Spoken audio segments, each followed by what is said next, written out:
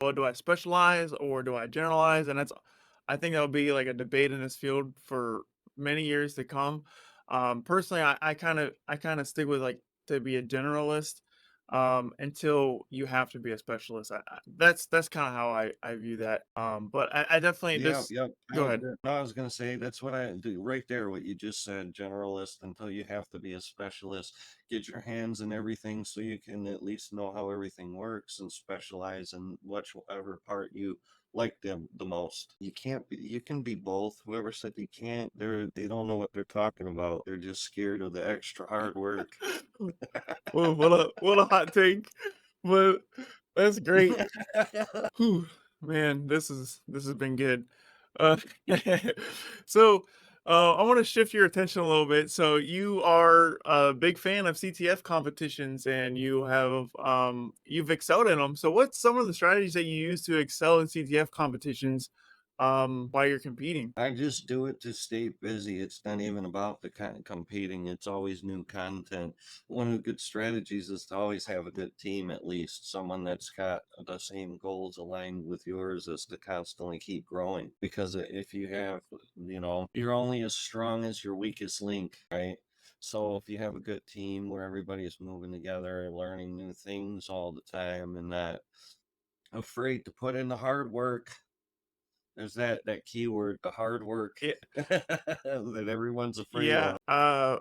I've said that several times, and like for me, it's like nothing. There's no shortcut to success. I always tell myself that. I tell other people that, and you have to put in the time and you have to put in effort. And I also tell people like this isn't a 9 to 5. Like you have to work your job, and then you have to outside of work, like find time to stay up with the trends, learn the latest exploits, the latest vulnerabilities, and then practice them. And this is a very demanding field, and a lot of people they don't realize that. Like oh, you sit on the computer all day. It's not physically demanding, but it is mentally demanding.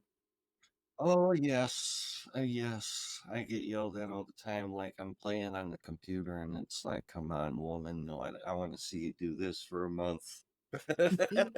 Yeah, yeah. A lot of people they from an outsider looking in, they're like, oh, you just sit on the computer all day. Like, how hard can it actually be? And it's like, man, this is hard.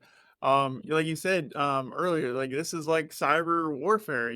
This is like real war stuff. There's like real world implications to what we're doing in this field, and there is potential life and limb on the line. In some of the cases. Yeah, pretty much because say it's already I think been done before where they hit a hospital and ransomware. If I remember, I was watching a video not too long ago. I don't remember what might have been, but it was like a hospital got shut down. I think it was WannaCry, and people could have died. People were turned away, things of that sort. Then you had I don't remember what it was. I think we had a pipeline or something shut down, and then you got SolarWinds, you got Microsoft, like I had mentioned before, and then you got major infrastructure getting hit, and it's like, oh man, go ahead, get some more people that shouldn't be touching a computer working things. Yeah. Yeah.